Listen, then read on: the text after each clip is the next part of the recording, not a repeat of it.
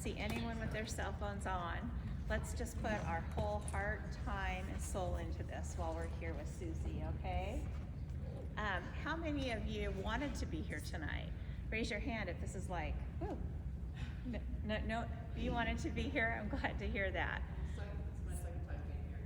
This is your what? Not my second UI, but the second time I've been here. She was actually the guest. Oh, well, good. I hope she reinforces and sends some messages that you take to heart.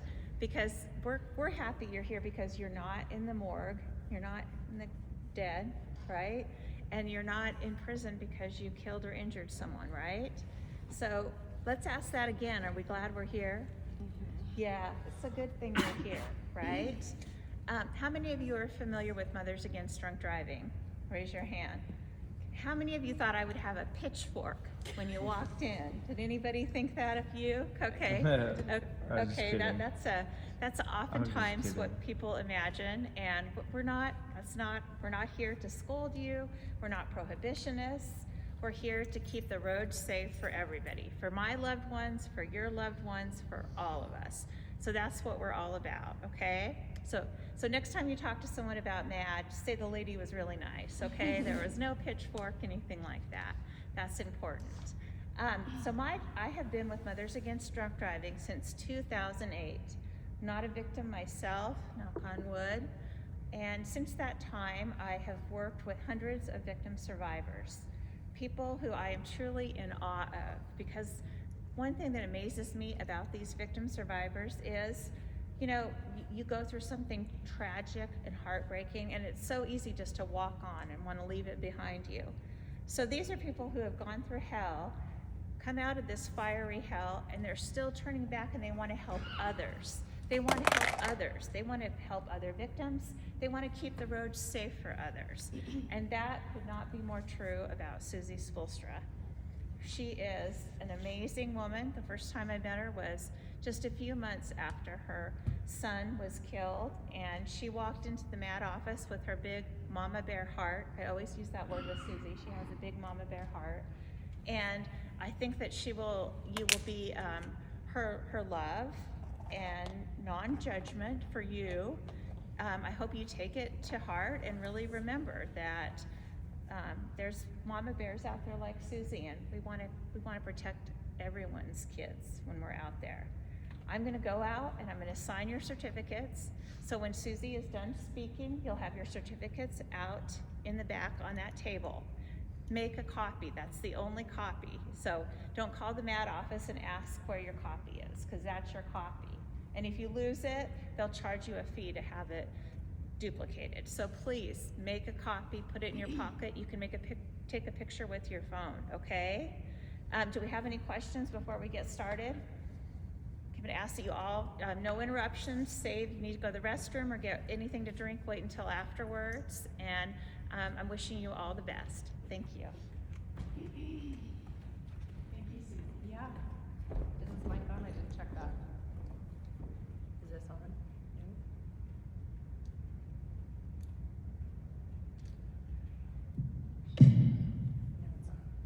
Good evening, guys. Yes, thank you. I'm not here to judge you. Actually, hopefully what I can say will encourage you, even though a lot of it is really painful.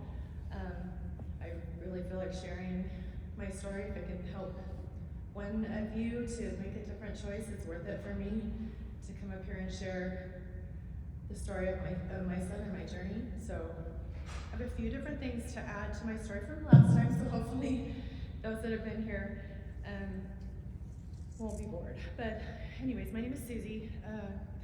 I'm just gonna start my story. I'm gonna move this slide because I'm not gonna ask you those questions because she already did. So, okay. So, Woo! I know, thank you. So I'm just gonna start. I woke up at the start at 6:38 a.m. not knowing why. I'd just been through a major surgery. I'd had over a foot of my intestines taken out from a freak. If you guys have horses, it's called colic. So basically that's what happened to me. I had to have emergency surgery, was in the hospital for 8 days. So I'd only been home a few days. The picture behind me was the my daughter's graduation, which was the Saturday after I was at the hospital. But I woke up that next morning and was tired and just woke up like somebody kind of shook me awake. Didn't know why. Thought I just needed some medicine, so I went to get some pain medication, went back to bed to relax. And I would have probably been going to church, but again, I was recovering from surgery. So sat in bed, just kind of relaxing, heard a loud knock on the door. Never happens on a Sunday unless one of our dogs is out. But this is kind of one of those knocks that just alarmed the inside of my body. And my 17-year-old son at the time ran down the stairs, which if any of you have teenagers, that usually doesn't happen on a Sunday morning either. So I made it down to the end of the hallway, Gabe answered the door, and I saw a police officer with just the most sad look on his face, and I just knew something was wrong. And so he asked if he could come in, and of course I said yes, and my heart was shaking, and in my mind I was trying to do this inventory of where all my kids were. I'm like, well, Zach told me he was gonna go with some friends the night before, and Gabe was right there, you know, I just was making inventory of where they're at, so part of me was like hoping that it was nothing as bad as maybe I thought it was gonna be. So he sat on the couch across from me and basically told me that the worst news that a mom could ever hear. Your son was in a motorcycle accident, still in disbelief. Is he okay? No, I'm so sorry, he's not okay. So I just time kind of froze, the air kind of left my body. Just I think it's important to kind of just tell you these emotions because you don't know it unless you go through it, and it's just the most surreal, awful experience. So I sat in front of the dishwasher in the kitchen. I don't know why, it's just kind of where I sat. Just felt like I was frozen, I couldn't move, and was just crying, and felt like time was just not even, time was set still, but things were going fast, if that makes sense. Pretty soon there was a myriad of people coming over to my house. And at that point, I was like, I wasn't asked to go to the hospital because he was already dead. The accident had a lot to do with it. It was hours after he was dead by the time they were able to get a hold of me or find the ID to get a hold of me to let me know. So that last picture right here, I had to fight like you would not believe to get him to go to her graduation. They've been fighting, and I'm like, Zach, you just need to go. It's your sister's graduation. She's graduating from college. You don't want to miss it. We had a beautiful day that day. Him and his sister ended up making up that day. They'd been at odds for like a year and a half. I went over there to his apartment. When he walked down the stairs, he's a big, beautiful boy. I'll show you some more pictures. He looked like, just almost looked angelic. I'm not like at the time I thought that. I'm like, he's so beautiful. And I went up and gave him a hug and a kiss, and he said, I love you, Mom, I'm gonna be okay. And I said, okay, Nanny, I love you, and that was it. That's the last words I ever spoke to him. So on May 6th, 2018, my son was taken to heaven. Some say it's just a statistic. It's hard to say. It's not. He was my son. You know, I think that that's why I like to share, is because people and police officers who I appreciate so much, there's so many people that, you know, let's just face it, when we're drinking, we're inebriated, we act stupid sometimes. So I imagine it's really mundane for them to do that, so I always like to thank them so much that whoever they are encountering can save somebody else's life. I'm not going to go through statistics, but I just hope that what I share with you tonight will just resonate with you somehow, and just to urge you to how important life is, no matter what is going on in your life.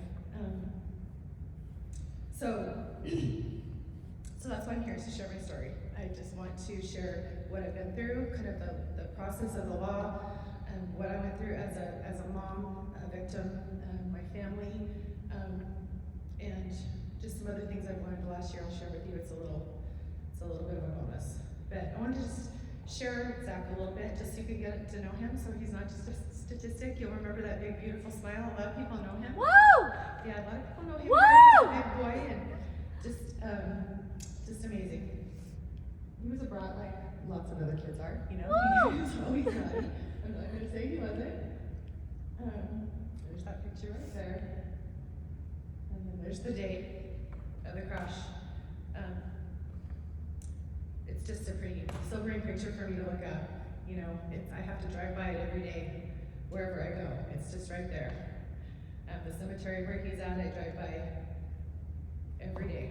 So it's not like it's been 4 years. That doesn't may seem like a long time, but when you lose a child or somebody that you're extremely close to, it seems like yesterday, you know? It seems like an eternity, and it seems like yesterday all at the same time.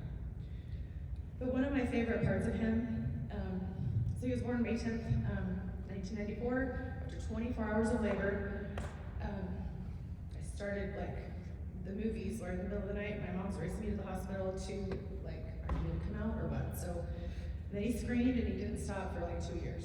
He vomited he was a lot of a baby, and I used to always tell him, I'm so surprised I had another baby after you because you were such a hard baby. Climbing on everything, picking fights. He was the oldest brother, so it was Zach, and then I have Michaela, Javen, and Kate. But he was kind and gentle, just naturally in his nature. Boys can be challenging sometimes. And he just was always proud of me, always wanted to sit next to me, always wanted to make sure that I was okay. It was just like he was my little protector, always, from the time he was probably 7, 8 years old. Never was embarrassed of me when, drop him off at school, and I loved hugging and kissing. He was never embarrassed of me at all, always proud of me.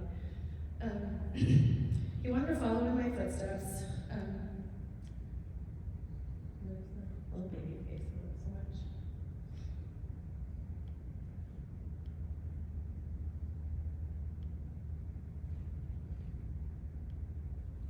But he wanted to follow. His dad used to be a bodybuilder. I competed several shows, was nationally qualified 3 times. He always was just so proud of me. It's like he never did get to compete. He was working towards it. He never did get to do that show that he wanted to do. But he was always so, he was just so proud of me. And it just made me feel good that he was proud of his mom, I guess. He would show his pictures to all his friends. This is my mom, isn't she cool? And it just made me feel good inside. But he would be really proud of me tonight, I believe. He'd want me to share this with you. He would want to reach out his hand. Woo! And he would want every one of you to know who he was. And he would want every one of you to know that this doesn't have to be the end of your life. This is just the beginning. Things can change. God's new mercies are due every morning, so you can start tomorrow, and it doesn't have to be something that you have to live in forever. But there's so many other parts I want to share about the story. It might just help you make a different choice, like I said. So, the phone call, I'm paralyzed. I get the call from the coroner. My daughter ends up taking the phone call for me because I don't really remember why, but she just took the call for me. And so then it was like the things that we don't think about. We have to plan for a funeral, and where is he, and how am I going to get his body, and it's just things you never want to actually ever say or write down or do with your child. And so friends of mine arranged for Nampa Funeral Home to take care of him, and I was told that he would not be able to be put back together because he was so severely injured. But I wanted to see him. For whatever reason, I wanted to see him. And no matter what everybody was telling me, I'm like, I need to see him. I didn't get to go run to him in the road. I didn't go be a mom and make sure that he was okay and try to comfort him and be there for his last words. I wasn't able to be there. So when I was there picking out an urn, I didn't know if I was going to pick a casket or an urn. I didn't know, because I didn't know what condition his body was in for sure. Could they fix him? I didn't know. It was just all these things were going through my mind.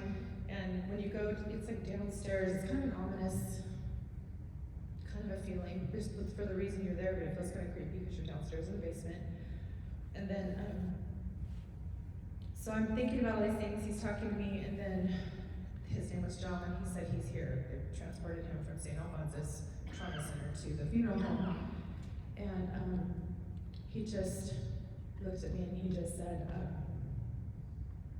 I don't think I'm gonna be able to put it back together for you, honey. I'm really sorry. And I just wanted to run downstairs and see him. You know, I just wanted to see him, but I couldn't right that minute, but he said, I will do my very, very, very best to put him back together so that you can see him. He spent 30 plus hours on my son to put him back together so that I could see him. He didn't have to do that. I didn't beg him to, but he knew that I really wanted to see him. So when we got to the funeral home they had like a time slot for us to view the body, and one of my really good friends who had also lost a child, she said, please, I'm not gonna keep you, but please let me just go in first. Because you don't wanna remember him like that if it's really bad. And so she went in, she walked in, I don't remember a lot, and then I saw John walk in from the side door with a towel. And so they were covering up his face. All I was able to see was his hand, his bruised hand. And then when I went to touch his legs, they were missing. And if you could see, remember his big legs, he had just this big, beautiful boy, and he was so severely injured, it was just beyond my comprehension. Then I spent the following days trying to plan his celebration of life, is what I call it, Rest in peace, I call it raised in power. Now he's in heaven. I know he's in heaven with Jesus. I know he is. However, it doesn't take away the pain or the sting of what I had to do with him. And I know he gets to go to heaven because, and please forgive me, but I do share my faith. So he goes because for God so loved the world, he gave his only begotten son. Woo! So that whoever believes in him shall not perish but have everlasting life. And he did have Jesus in his heart. He was baptized months before that he accepted Jesus as little. I know he's there, but it doesn't erase the pain. I can have hope and I can have pain. But I know he's there.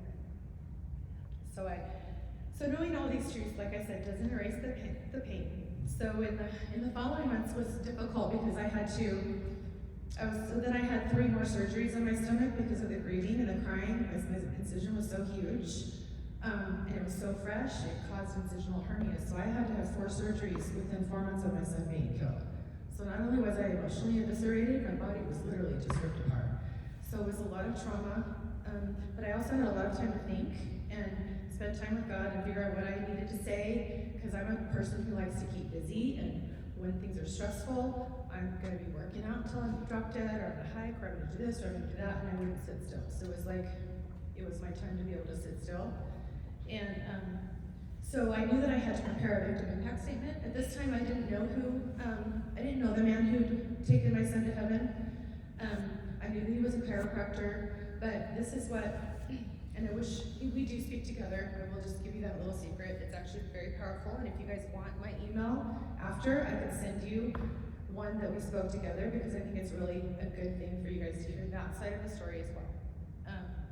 Just a little idea. But in the following months, I just was preparing this victim. What do I say? What do I say to the man? I'm not angry. I wasn't angry. I was hurt, and I was grieved, and I was broken. Every time I had to go to court, he was literally sitting right in front of me. He would never even look at me.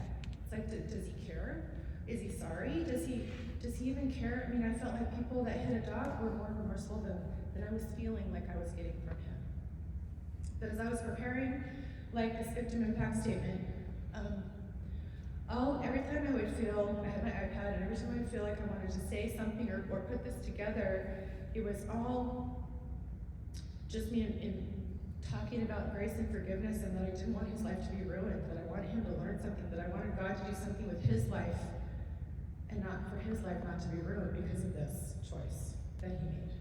And it was a choice, right? And I looked at him, I almost had a look, what if that were Zach that did that? Because like I said, Zach was a normal 24-year-old boy. He would do things that 24-year-old boys do. And what if that were Zach? How would I feel for him if I knew that he'd killed somebody? My heart would be broken for him. I would not want that for my child. I wouldn't want that. I don't want my child to be dead, but I also would be broken if he actually did that to somebody, because I know how terrible that would make him feel inside. So I had compassion for him. And so, I'll get to that in just a minute. Again, when we speak together, it's back and forth, but just some things to remember. I wanted to just add in, life is really short, and I know I'm saying that, but this year, my youngest son was nearly killed in a snowboarding accident. February 20th, I was in California for 3 months. He was not supposed to make it until I got there. God spared my son. He's a living miracle. If you want to look him up, KTVB did a story on us about a month ago. It is miraculous. But you don't know what tomorrow's gonna bring. You don't. And I didn't know I was gonna get the same phone call. Basically, can you identify your son by his tattoos? I mean, I'd already lost one. Are you kidding me? So I've been through this trauma and this miraculous, beautiful thing with my youngest boy, even though I didn't get it with Zach. Beautiful things have happened because I've been able to share with people. People have messaged me saying, I don't drive drunk anymore. I get an Uber, or I don't do this because I remember Zach, or I knew Zach from here, or I remember seeing him at the gym, or I've seen you, and I don't want to do that to him. I want to honor his name. So that's why I share, because if it helps any one of you, it's amazing. So I just adding that in there. Life is short. Tomorrow is not promised. So we do not, nothing against alcohol, but please just be responsible. This will traumatize you for the rest of your life. And God can still do beautiful things with it if you let him, but it can also ruin you, literally. And so this is the plea for me to not do that, because it's so easy to say, oh, I'm fine, but you're not. So I still have evidence bags right here. I really want to open them, I can't. Yeah, I mean, it's been 4 years. I think, why can't I? I'm afraid of what's in there. I'm afraid of what I'm gonna see. So they're still unopened. I have the coroner's report. I didn't ever open that. I just, I remember the things that she told me over the phone, and that was enough for my memory.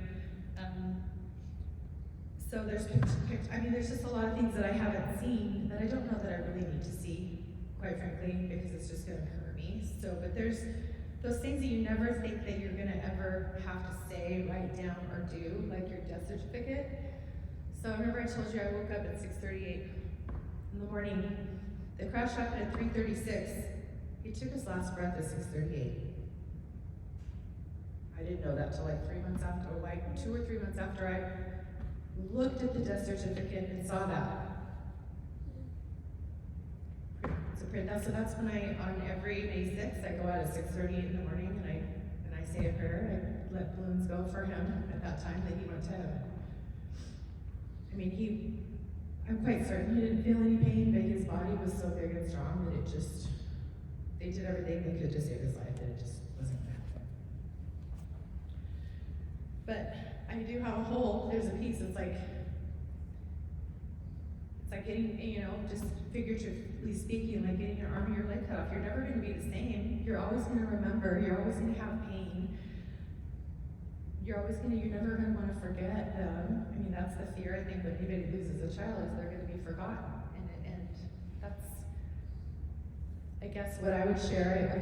I share a lot with other moms that have lost children. It's like, remember their name. It's like, it's important to, he was my child, he made me a mom. He's 24 years old. It's not like I'm just gonna forget him. So remembering him and knowing I never get to tell him how much I love him, that's hard. I do have a little hashtag that I always put when I post pictures. It's called Just a Little While, because I know it'll just be a little while and get to see him someday in heaven. But so I've shared just generally so many details, hopefully that you take some of it to heart. And I know that most of you don't want to be here tonight. Honestly, I don't blame you, and that's why I hope that something I share is actually an encouragement to you before you leave. Because a lot of people, depending on where they're at in their grief process, it could come, they're angry. That's normal for me to be angry. And I'm angry that my own husband won't stop drinking and driving drunk. I mean, that angers me. How could you do that when you watch your wife go through the worst thing that I've ever been through? I don't understand that. But, and my faith has not been shaken, but there are times when it doesn't feel survivable for a few months, right? Sometimes it just is so overwhelming that I don't know that I'm able to make it another minute, but I have. So minute by minute, hour by hour, story by story, it fills me up to be able to share my story with whoever might glean anything from it. and his story's been shared all over, and it's not to be famous, it's to make God famous, because God can do that, and for somebody to, for you just to think twice before you get in the car. So here's the second part of the story. So I told you that I was working on this victim impact statement for Josh. So by the time we went to the sentencing hearing, so through all these hearings, it was almost a year, so it was like in April, after Zach had died the previous May, before the sentencing hearing. Prior to that, we went to mediation, and the questions I got asked, well, how long do you want him to get? I'm like, I don't know. I mean, none of it feels good. What am I supposed to say to that? I don't know. I'm not, you should get 20 years. I don't know. I'm like, I don't know. I'm like, it just doesn't feel good. I don't feel good about him getting punished. I don't feel good about Zach not being here. I just don't know what to do. Anyways, there was a negotiated time during that mediation. So when we went to the sentencing hearing, we were under the impression that it was going to be 3 years, I think, fixed, and then maybe so much probation. I can't remember. Eden would remember that more than I did. She did come to me with every hearing to help support me. But what I had in my mind, and I forgot to bring the picture, but I think it is in the video that I'll show after. Okay, here's this.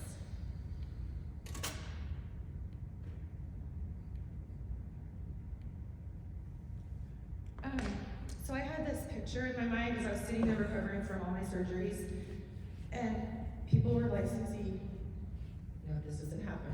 Just, you're gonna be okay.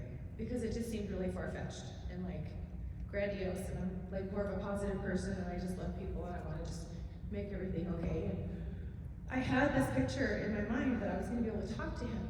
And again, after, when I did meet with him finally, it was 2 years, because it was right into COVID. So it was 2 years after Zach died before I could even speak to him. So I was hoping and praying and counting that this thing that I felt like was in my heart was gonna happen. Like, he's gonna come across a park, and he's gonna wanna come embrace me, and he's gonna hug me, and he's gonna cry, and he's gonna say he's sorry. Well, that's exactly what happened. When I finally got to be able to see him and had the phone call that I don't even remember what I said, but he'll tell you his parts of the accident, crash, criminal accident. He'll tell you his parts of the crash and what he struggles with. He struggles with wanting to commit suicide every day. He struggles with every time he makes a left turn, he sees my son hitting his car. He's not free. He only served 6 months. So when we went to the hearing, sorry, I'm just getting all over the place. When we went to the sentencing hearing, I gave him my statement. I didn't think he was listening. The judge was rude to me. Really, he didn't want to hear what I had to say. It was really hurtful, because he's like, I had a picture of Zach, and he's like, I've already seen that. It was just, I was being treated worse by the judge than anybody. And I'm not trying to share my heart with this man. The message was for Josh. And I didn't think he listened, and I was like, well, maybe he'll talk to me after this is over. When we went to the probation hearing, which was 6 months later, so he ended up getting like a year rider, that's what it's called, and then he was out in 6 months. So, and I had a feeling he was gonna be out in 6 months, I just had a feeling, and that's just kind of what happened. And when we met, Chris, he's feeling really guilty, and he would rather me just cuss at him and yell at him and tell him what a rotten person he is, and that I never wanna see him again, just whatever it is that would make him feel better, but that's not what I said to him. And so, what I said to him, and he'll say the hardest 3 words he's ever heard in his life is, I forgive you. But I got to hear what I waited for 2 years to hear, because it was genuine. You know, what he'll tell you is he wasn't allowed to speak to me. He wasn't allowed to look at me. He wasn't allowed to acknowledge me in the courtroom. I don't know, I felt that's really cruel. I mean, I understand there's probably protection, but for me, it just felt really cruel. I was like wondering all this time if he was even sorry. But the forgiveness for him doesn't diminish the pain or trauma for me or for him, but it does free me from that anger. I never did struggle with that with him. People around me were yelling, and you need to do this, and it's like, I can't do that. It's not what's in my heart, I can't do that. That's not what this is supposed to be. And so it was a gift for him, it was a gift for me, and we share the story together. It's really powerful, because who else can stand up with the person who took their child to heaven? And And actually, it's a really powerful message, and he shares his struggles with alcohol and what he struggles with now, and it's just pretty powerful. But he was able to face his worst mistake. It was really hard. He had to kind of I'm like, you need to make a decision. You know, you're going to let this define you, but this is not how God wants to define you. You're not defined by your worst mistakes. So let's move forward and try to do this. Like, he was court ordered to speak at one of these victim impact panels, which is why he had to talk to me, because he had to ask my permission. So I knew that there would be a time eventually that we talk. But I wanted him to do it because he wanted to. I didn't want him to feel like it was just like a one and done and I'm done, I'm out. That would have felt really hurtful to me. But he wants to do it. He enjoys, he sees the benefits of when we share together, when he shares with people, what it does for other people. And so we share together. Hating sometimes is easy, right? But it doesn't make us feel good inside. At least it doesn't for me.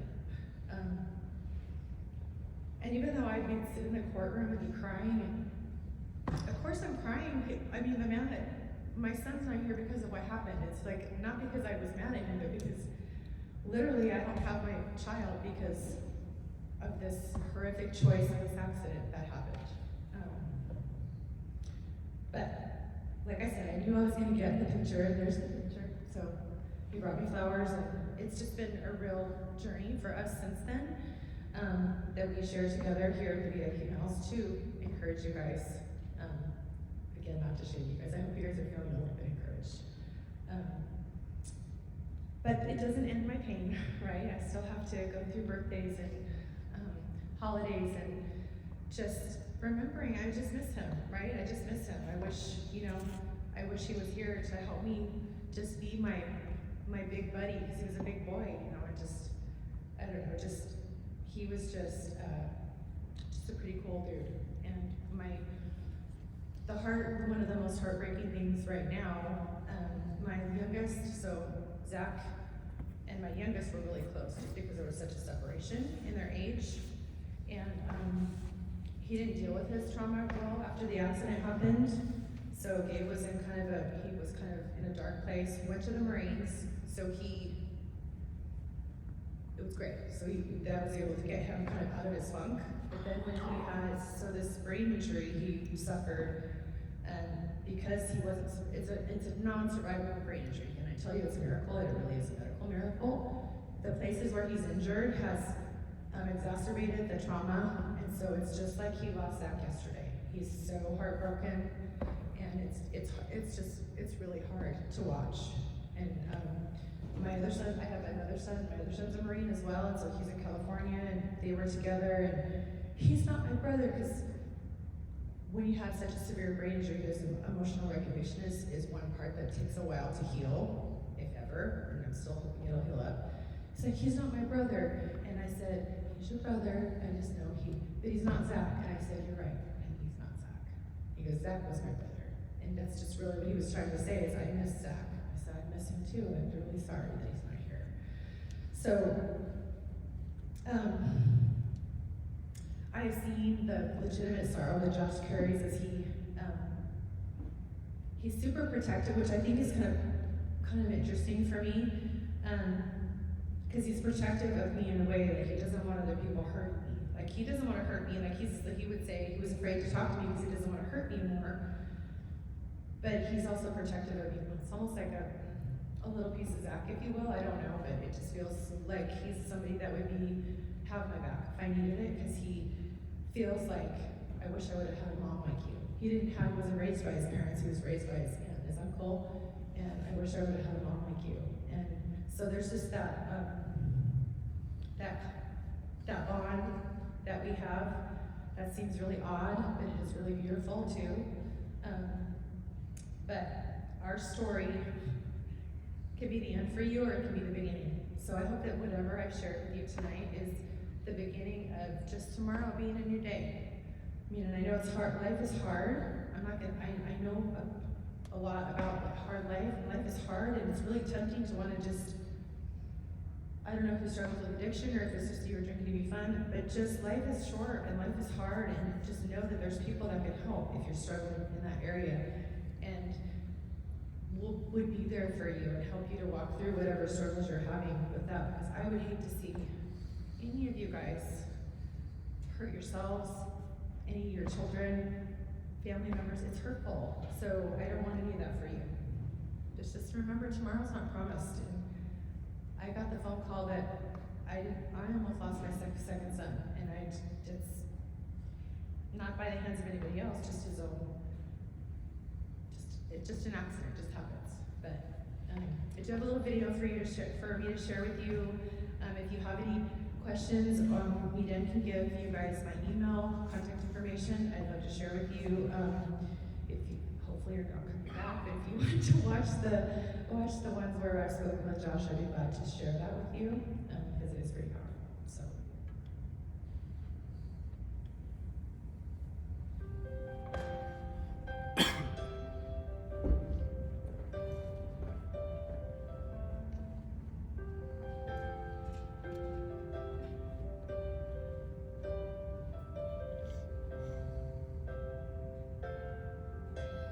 Didn't know today would be your last, that I'd have to say goodbye to you so fast. I'm so numb I can't feel anymore. I'm praying you just walk back through that door and tell me that I was only dreaming. You're not really gone as long as I believe. There will be another angel around the throne tonight. Your love lives on inside of me, and I will hold on tight. It's not my place to question, only God knows why. I'm just jealous of the angels around the throne tonight.